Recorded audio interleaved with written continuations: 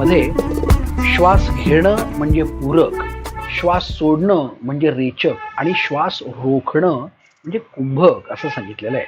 आणि मी नेहमी सांगत असतो की कुंभकाचेच अतिशय चांगले परिणाम असल्यामुळे अष्टकुंभक 8 प्रकारचे कुंभकही हे हठयोगात सांगितलेले आहेत.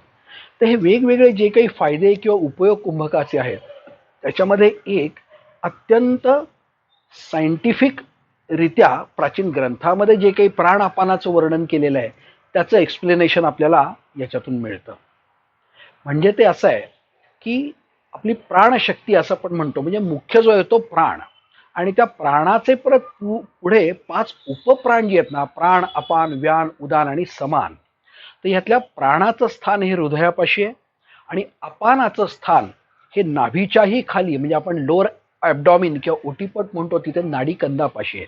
आणि या अपान वायूमुळे ॲक्च्युअली आपल्या मलमूत्र विसर्जनाच्या ज्या क्रिया आहेत त्या सगळ्या घडतात. म्हणजेच थोडक्यात हा जो अपान वायू आहे तो अपान म्हणजे शरीराने धारण करणं किंवा शरीरात पचणं मुरणं हे अपेक्षित नाही.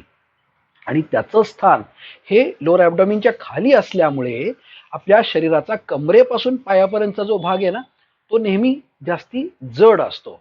म्हणून आपण त्यालाच थोडंसं आपले हे जे हिप्स किंवा बटक्स आहेत त्या भागाला बूड असं म्हणतो, आणि बूड जड असणं असं म्हणतो. बुडाचं नेचरच ते जड आहे आणि तो जडपणा किंवा जडत्व जे आहे ते या अपान वायूमुळे आलेलं आहे.